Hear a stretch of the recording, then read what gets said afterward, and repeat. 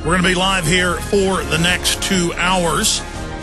Infowars.com has been down since this morning with the internet routing issue, not on our end. PrisonPlanet.com, Infowars.net, PrisonPlanet.tv, JonesReport.com, and other auxiliary sites are up. Infowars should be back up by this evening. If not, we're going to have to move it to new servers. So that is going on that information warfare front. An update for all of you emailing and writing us and calling us. We are aware of that fact from your Twitters and the rest of it. We've been aware of it since about 6:30 a.m. this morning when I got up to check the site and start doing research for today's transmission. Okay, here are the different stacks of news that I have in front of me. China rethinks its controversial one-child policy because their population is actually dropping, and it's making their society unravel. For all of you out there that support one-child policies in the West, don't worry, the West is dead. 1.3 replacement rate. China's about to get rid of their one-child policy because it's gone below 1.7. So we're going to be breaking that down today. There's also another fact check here from the Associated Press. Obama's tone shifts on health care. He admits it doesn't cover pre-existing conditions. It does increase overall health care prices by at least 25%. And it was written by the insurance companies to gang rape you financially. Hope you enjoy it. Who owns the insurance companies? The big mega banks, the same folks that run everything else. Also, 9 years after 9/11, few see terrorism as top U.S. problem. Only 1% see it as the top problem in the country. 1%. People really understand that. But 9/11 has been used to kill this country's liberties and freedoms that make the United States so special. So we're going to be breaking that down, the latest Ground Zero mosque distractions, the Koran burning distractions. We're going to be discussing it all today. And the New York Observer has now reported what Paul Watson and Kurt Nemo and myself wrote about and spoke about in the last month, that the Ground Zero Mosque is a trilateral commission CFR CIA front. And here it is, New York Observer today, with the headline that it's a CIA operation. Bin Laden, Saddam Hussein, Fidel Castro. How many of these people, how many of these groups are manufactured? We'll be discussing that today. We've got massive economic news. We've got the election news. Now numbers showing that the Republicans will win the House conservatively and may even win the Senate. What does that mean in the big picture? We've got the mainline GOP still targeting Tea Party, Patriot candidates. When they go after a Tea Party candidate, you know that's the seal of approval. You know they're really good, like Rand Paul when the GOP tried to shoot him down in the Republican primary. We're going to be talking about that as well today.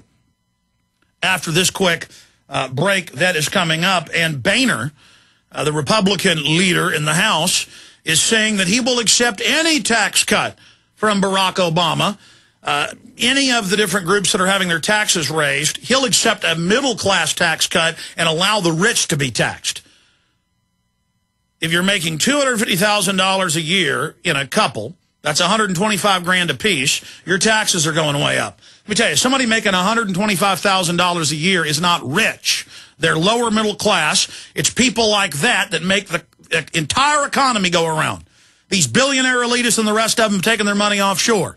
It's that tiny middle class making $100,000, $200,000 a year that goes to your cleaners, your restaurants, that buys cars, that buys boats, that buys clothes, that buys gasoline, that pays for people to have their house cleaned, and they're targeting them. And the Republicans are saying, okay, we'll accept the tax on the rich. The true rich have got all the loopholes written where they pay very low taxes. But you got the general dumbed-down public thinking if you make $125,000 a year, you're rich. Yeah, make $125,000 a year, pay $40,000, $50,000 of it in taxes, keep $60,000. That's not rich. We'll be right back. Stay with us. While most Americans are watching football or getting drunk, I'm here live. I'm here 6 days a week. Monday through Friday, 11 a.m. to 2 p.m. Central. Back Sundays, 4 to 6 p.m. Central. It is the 12th day of September, 2010. We're going to be live here for the next 2 hours. The websites are Infowars.com and PrisonPlanet.com. And we're also simulcasting the entire radio transmission in a full living color 4-camera shoot. So you can see the video clips we're going to play. So you can see all the different news articles and legislation and documents we're going to show. In fact, give me a document cam shot, please, crew, of the entire desk here of all the different stacks of news I have here in front of me. We have Boehner, the leader of the Republicans, saying he'll accept any tax cut from Obama. Instead of fighting to end the so-called tax on the rich, you make $125,000 a year individually or $250,000 a year as a couple, you're going to see your taxes go up massively.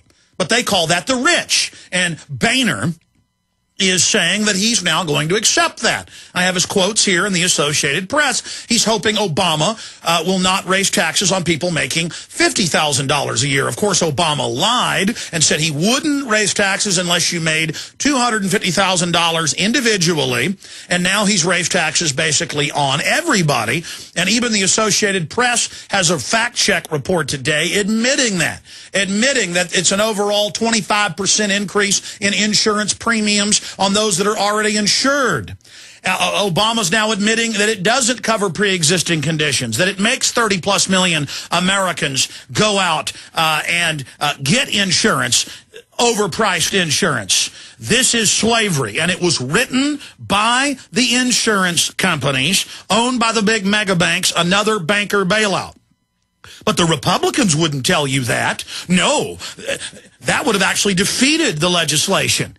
And you watch, when they get into power, they're not going to fully repeal this health care takeover. You just watch. Just like the Republicans could score major political points and defeat all of the tax increases that are coming up, they're not going to put up a fight.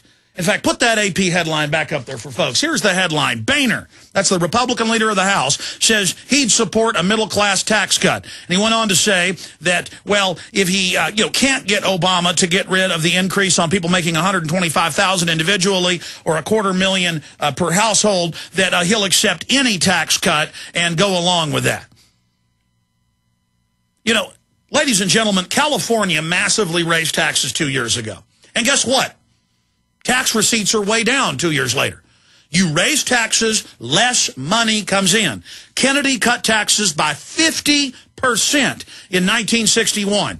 Guess what happened to tax receipts? They more than doubled. Doubled. Ronald Reagan cut taxes. There was over a 30% increase in tax receipts. The government knows that, ladies and gentlemen. They know when you slap a tax on people making $125,000 a year individually, that A, they're not rich, they're lower middle class in the real scheme. The dollar doesn't go as far as it did, ladies and gentlemen, when you could take your date out to the movies and for dinner for 25 cents 80 years ago. Okay? They know that when they raise taxes, that it destroys the economy. But they want the control. They want to eradicate the middle class. They want to bankrupt the American people with NAFTA and GATT and globalism. It's stated by the Club of Rome. It's stated by the United Nations. And Newt Gingrich, one of the main leaders of the Republican Party, supports global government. He supports global carbon taxes. He supports all of this. And if you think he's going to save you, you got another thing coming. They're going to take over this Republican revolution just like they did in 1994.